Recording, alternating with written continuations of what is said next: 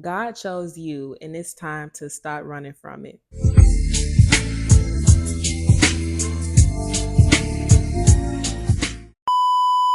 Hey y'all, my name is Sullivan Grace and I make faith-based motivational content. So if you're into that and you need some inspiration, feel free to subscribe and like and comment on this video so that I know that y'all are receiving it with love and taking it in and applying it in real life. And yeah, without further ado, we're going to get into the video. You know that you're set apart and chosen because of the way that your energy shifts rooms and atmospheres. A room could be so negative and so just mean and nasty, and the second that you step in, you just change the whole atmosphere of the room with your positivity, with your love, with your high vibrations, with your aura, and you just carry that with you regardless of what you're going through, and you light up a room literally in real life. Because of this energy you have, people either gravitate towards you and just love you and just flock to you, or they just don't like you at all, very mean and hostile to you, and you don't know why. I've had this experience so many times, y'all. I feel like people are either just so fond of me or people just don't like me at all. I can never understand why. It seems like I can never really get a middle ground. And luckily, I feel like I'm blessed to really have the experience of just lucky girl syndrome. Like, I just walk around with the knowing that I deserve the best and I receive that. But there's some times where I receive that bad treatment and I'm just like, I just don't understand. But it's not for me to understand. You trigger their demons because they're so consumed by negativity that some people just like being in a negative place. They like complaining about everything, feeling like the world is against them, like being in a negative place, and there's not really much you can say or do to get them out of that place unless they decide that for themselves. So for them to see you walk around in love and light and just being a positive person, it really triggers their insecurities and their demons, because who are you to walk around and be negative? I remember, y'all, oh my gosh, I didn't even write this down, but yeah, I have to tell this story. I worked at Plato's Closet. If you know, you know. I worked there when I was in college in North Carolina, and there was this girl that was so mean, y'all. She was an assistant manager. So, I mean, no, she wasn't even a assistant manager. She was a shift leader. So the way that the rankings are at Plato's Closet is manager, assistant manager, and then shift leader. So she was assistant manager at one point, but she had been demoted to a shift manager because of her attitude. For some reason, y'all, she was just super rude to me every time I came around, would nitpick for small little things that I would do. And she wasn't really acting like this towards anybody else. It was only me. And for the life of me, I just could not figure out why. I just literally had to just come to myself and say, Sullivan, like, she's angry at you. She's jealous probably of your energy, of the way that you're happy, the way that you carry yourself. And regardless of like how she treated me or what she said to me, I just always made sure to stay kind. I didn't let her punk me because we did get into it one time. Very much that. But I just always, no matter what she said to me, I was always still kind with the customers. I was still kind with my other coworkers. After a while, I just stopped speaking to her, but she saw the way that I was still vibrant and that people still gravitated towards me just because of who I was. You will irritate people because of the way that your spirit is and your aura, but just stay tuned. You know that you are chosen because of the way that you're under constant warfare and the enemy is just out to get you. I've honestly started to look at spiritual warfare as a positive thing. Now, hear me out, hear me out, hear me out, hear me out, hear me out.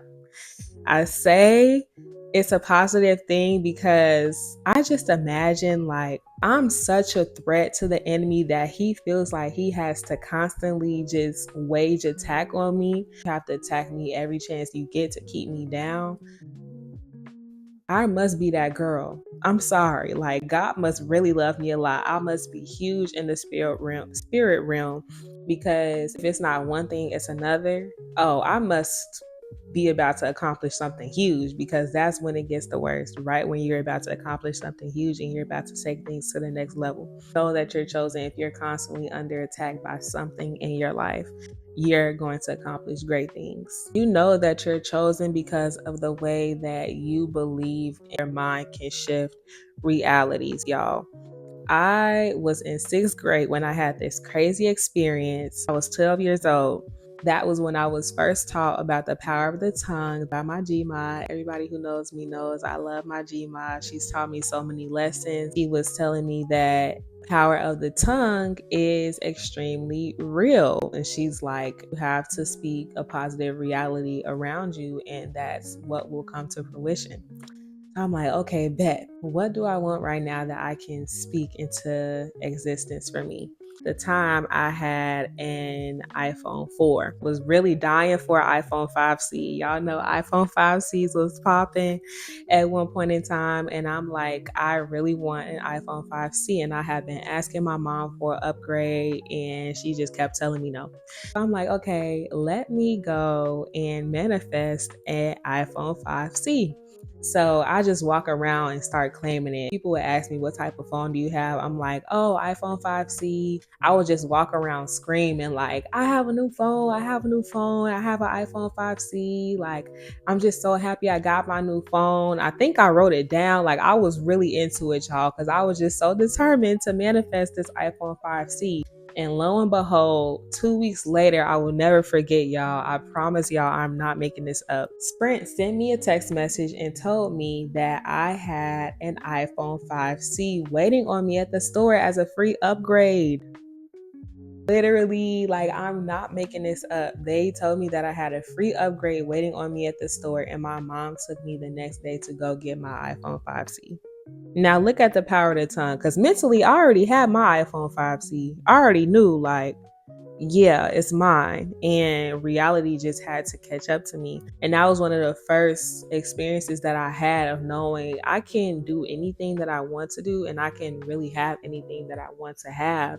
I feel like God gave me that experience to let me know at an early age that I can do anything I put my mind to. So if you've had these types of experiences where you've just been given wisdom to absorb, and it's just really changed the trajectory of your life, that's because God wanted you to have that experience, because you have a calling and you're destined for some great stuff. You know that you are chosen because of the way that you don't fit in. You may be the type of person that has a lot of people around you and people gravitate towards you naturally, but on the same side of the coin, you may just never feel like you fit in with groups of people.